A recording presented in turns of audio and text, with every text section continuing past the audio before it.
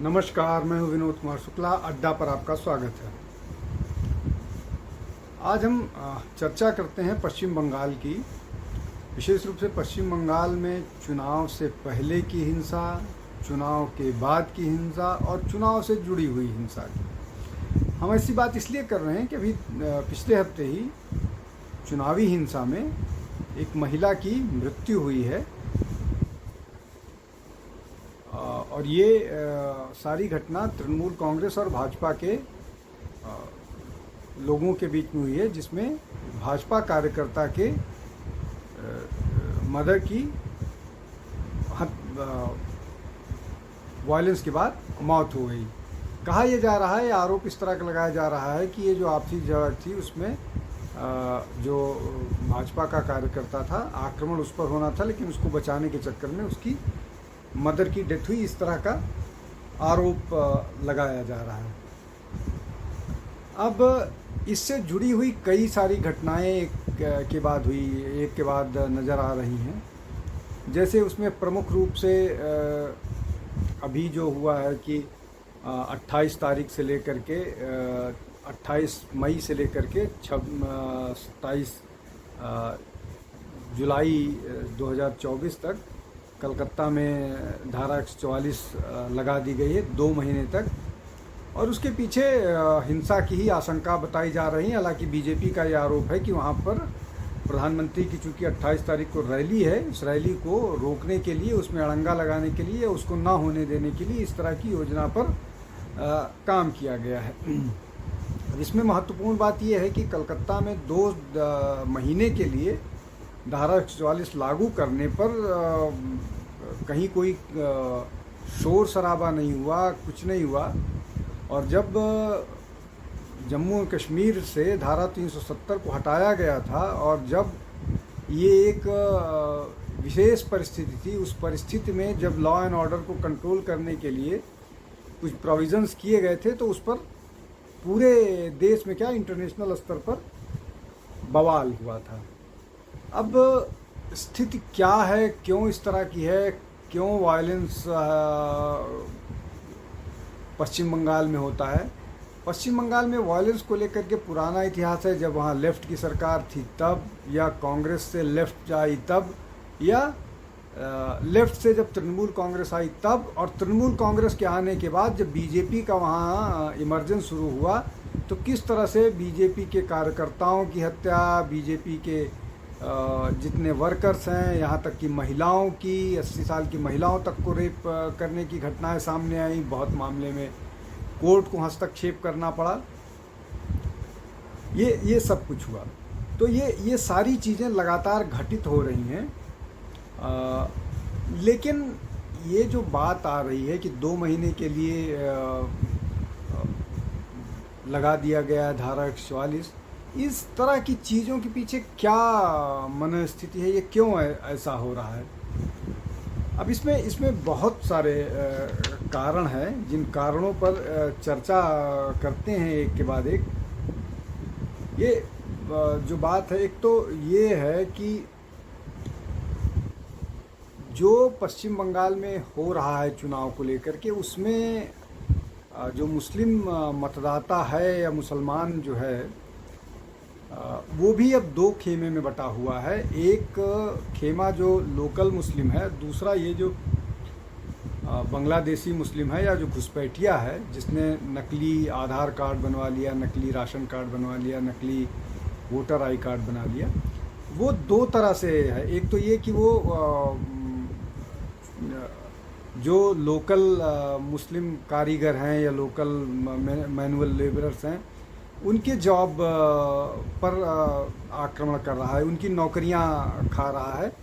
और दूसरा ये कि ये सारे के सारे लोग उसी एक ही जगह, चूँकि एक जगह रहने को, एक साथ रहने की कोशिश करते हैं, तो वो इन्हीं के इलाकों को, इन्हीं के ज़मीन को कब्जा कर रहा है। बहुत सारे इलाकों में हिंदुओं के ज़मीन जायदाद पर भी कब्जा कर रहा है, लेकिन मुस्लिम भी उसका बड़ा वर्ग शिकार हो रहा है। तो एक तो ये आपस का भी कॉन्फ्लिक्ट शुरू हो गया है मुस्लिम में भी, और ये भी एक वायलेंस का कारण हो सकता है, जिसको लेकर के ममता बनर्जी सरकार को डर इसलिए है कि उसी जो लोकल मुस्लिम है, जो भारतीय मुसलमान जिसको कह लिए, जो घुसपैठ जो बाहर से नहीं आया हुआ है, वो ममता बनर्जी से इस बात को लेकर के नाराज़ है कि ममता बनर्जी की सरकार घुसपैठियों को लेकर के जिस तरह से नरमी दिखाती है, जिस तरह से उन लोगों को शरण देने में, या उसको लेकर के एक नाराज़गी उनके अंदर भी है और इस बात का डर ममता बनर्जी की सरकार को है। पोस्ट पोल वायलेंस को लेकर के इसमें सब शिकार होते हैं। अगर इसमें बीजेपी का कार्यकर्ता पर आक्रमण होता है तो उन लोगों पर भी आक्रमण होता है जो तृणमूल कांग्रेस को वोट नहीं करते या कांग्रेस के साथ होते हैं। तो अगर कोई मुस्लिम व्यक्ति कांग्रेस के साथ है तो उस पर भी आक्रमण हो सकता है, या कोई कार्यकर्ता कांग्रेस का है और जहां पर कांग्रेस मजबूत है वहां पर तृणमूल कांग्रेस को सपोर्ट करने वाले मुसलमान हैं, तो आपस में भी इस तरह की चीज़ें सामने हो रही हैं। ये एक बड़ा फैक्टर है।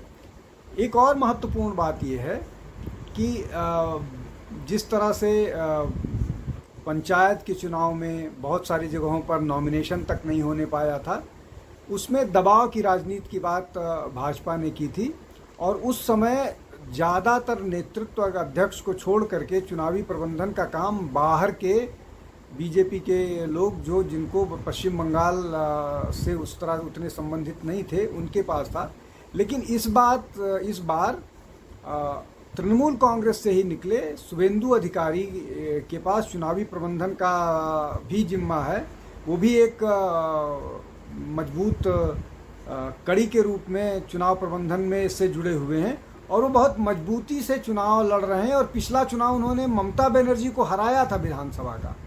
तो ये भी एक बड़ा ममता बनर्जी के उसमें और सरकार पर डर है कि शुभेंदु अधिकारी को मालूम है कि किस तरह की स्ट्रैटेजी, किस तरह की योजना, किस तरह की रणनीति पर ममता बनर्जी काम करती हैं और उन्हीं की रणनीति और उन्हीं तरीके से शुभेंदु अधिकारी को जवाब देना आता है।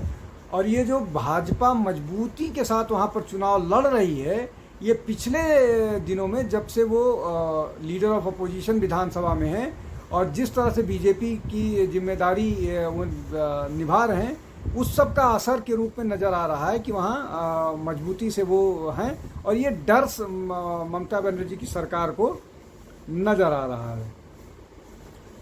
कोर्ट के जो डिसीजंस हुए हैं, जिस तरह से कोर्ट ने पश्चिम बंगाल की सरकार को हमेशा प्रश्न चिन्ह लगाया है कि वो किस तरह से वायलेंस रोकने में असफल रहती है, किस तरह से लोग मारे जाते हैं, नहीं कर पाती है। तो बहुत बार इस तरह का मामला बनता जा रहा है कि Paschim Bengal is the fit case to impose president rule. लेकिन अब तक जो भाजपा का केंद्र सरकार का या नरेंद्र मोदी की केंद्र सरकार का पिछले 10 सालों का इतिहास है, उन्होंने एक भी जगह पर सारी परिस्थितियों को देखते हुए कहीं पर भी प्रेसिडेंट रूल नहीं लगाया है।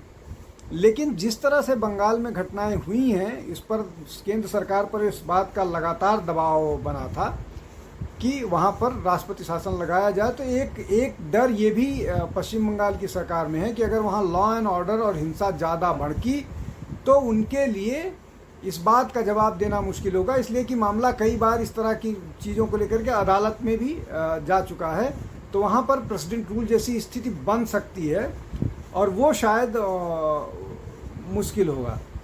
अब एक बड़ा तर्क ये दिया जा रहा है, जो ये धारा 144 लागू की गई है, उसमें ये बोला गया है कि क्रेडिबल सोर्सेज ने इस तरह की सूचना दी है कि हिंसा भड़क सकती है, वायलेंस हो सकता है, इसलिए वहाँ पर धारा 144 लगाई जानी चाहिए। अब ये निश्चित तौर पर बड़ा हास्यास्पद सा मामला है कि एक दूसरे देश का एमपी कलकत्ता में ही जिसकी हत्या हो जाती है और पश्चिम बंगाल की पुलिस के पास कोई क्रेडिबल सोर्स नहीं होता है, कोई क्रेडिबल इनपुट नहीं होता है। संदेश खाली में इतनी बड़ी घटना होती है, महिलाओं के साथ जिस तरह का अत्याचार होता है, उनके साथ बलात्कार किया जाता है, उनकी महिलाओं के साथ एक्सप्लॉयटेशन होता है, उनका ज़मीनें लोगों की हड़पी जाती हैं, तालाब लोगों के हड़पे जाते हैं, घर लोगों के हड़पे जाते हैं, लोगों के गाय और पशुधन चोरी होते हैं। पशुधन की तस्करी कर दी जाती है, लेकिन कोई इनपुट पश्चिम बंगाल की सरकार के पास, पश्चिम बंगाल की पुलिस के पास नहीं होता है। एनआईए के लोगों पर जो वहाँ इन्वेस्टिगेशन के लिए जाते हैं उन पर हमला हो जाता है, उनको लहूलुहान कर दिया जाता है, लेकिन पश्चिम बंगाल की पुलिस के पास कोई क्रेडिबल सोर्स ऑफ इंफॉर्मेशन नहीं होता है जो ये पता कर पाए कि वहाँ पर इस तरह की वायलेंट घटनाएं हो सकती हैं। सीबीआई को अटैक किया जाता है, लेकिन फिर भी वहाँ पर हिंसा होने वाली है, इसकी कोई क्रेडिबल इंफॉर्मेशन नहीं होती है पश्चिम बंगाल की पुलिस पास। अब इसके अलावा जो टीचर्स अपॉइंटमेंट को लेकर के सुप्रीम कोर्ट, हाई कोर्ट का बयान आया, जिस हाई कोर्ट का जजमेंट आया कि वो सारे जो अपॉइंटमेंट हुए हैं गलत हैं, उनको सैलरी वापस करनी पड़ेगी। हालांकि सुप्रीम कोर्ट ने इसको स्टे कर दिया है, लेकिन मुझे लगता है कि इस मामले को आगे लेके जाएगा। उसके बाद जो ओबीसी रिजर्वेशन को लेकर के जो पूरी की पूरी प्रक्रिया पर प्रश्न चिन्ह लगाया है अदालत ने, और बोला है कि पूरी की प्रक्रिया ही इस तरह से की गई लगती है जैसे कि मुसलमानों को आरक्षण देने की बात है। अब इन सब से लोगों में नाराज़गी है। अब लोग नाराज़ हैं, लोग जान रहे हैं कि जो भी बात है, एक तो ये कि जैसा मैंने पहले बोला कि जो भारतीय मुसलमान हैं और जो इन्फिल्ट्रेटर्स हैं, जिनको गलत तरीके से यहाँ की नागरिकता, आधार कार्ड और ये सब दिया गया है, उनमें भी आपस में डिफरेंसेस हैं, और ये लग उनको ये रहा है, उनमें ये इस तरह की फीलिंग आ रही है कि वो जेन्युइन तरीके से जो लोग ओबीसी में शामिल थे, लेकिन सरकार ने सिर्फ वोट बैंक के चक्कर में उन लोगों को भी जो बांग्लादेशी और रोहिंग्या घुसपैठी हैं यहाँ पर, उनको भी ओबीसी के अंतर्गत ले आकर के सरकारी नौकरी में शामिल किया जाएगा।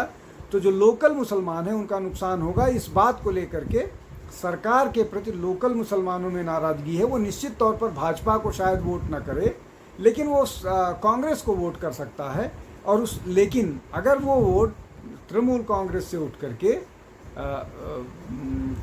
कांग्रेस की तरफ जाता है तो भी नुकसान दिखता है। और जब ये इस तरह की स्थिति दिखेगी ग्राउंड पर या वोटिंग बूथ पर, तो निश्चित तौर पर इसमें इस तरह की परिस्थितियां हो सकती हैं जहां हिंसा जैसी स्थिति का सामना हो सकता है।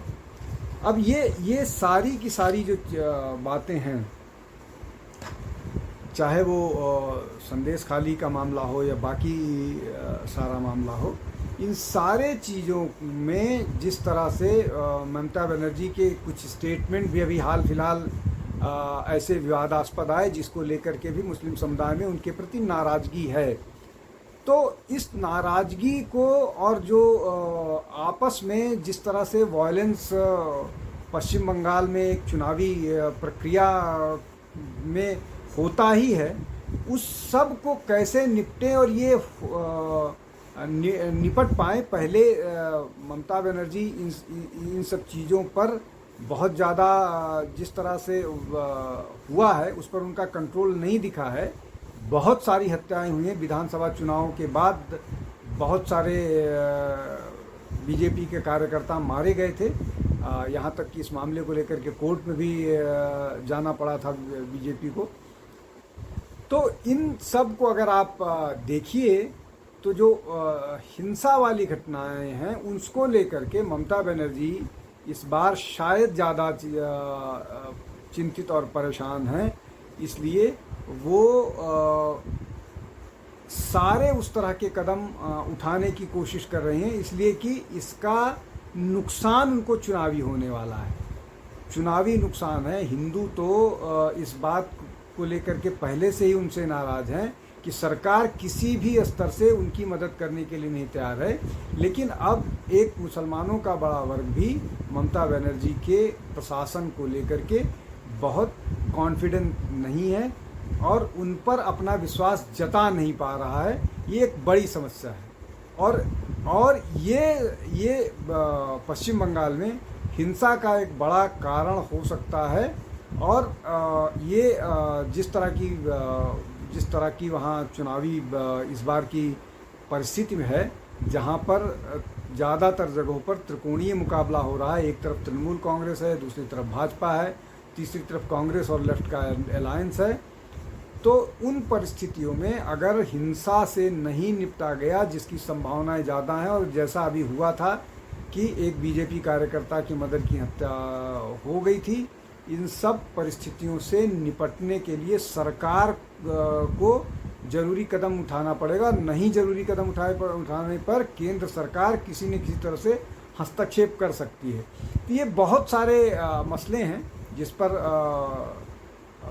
सबको विचार करना पड़ेगा। और मुझे लगता है कि इस बार ममता बनर्जी चिंतित ज़्यादा नज़र आ रही हैं कई स्तर से। एक तो ये कि शायद इस बार हिंसा अगर नहीं रोक पाएंगी तो उनकी सरकार को खतरा होगा। सरकार की इमेज हिंसा को लेकर के पहले से ही खराब है। तो इन सब के मद्देनज़र हिंसा पर कंट्रोल पाना एक बड़ी समस्या, बड़ा चैलेंज ममता बनर्जी के लिए होता है। आप अड्डा पर जुड़िए, हमारा वीडियो देखते रहिए। फिर हम कल किसी विषय के साथ हाजिर होंगे। बहुत बहुत धन्यवाद। नमस्कार।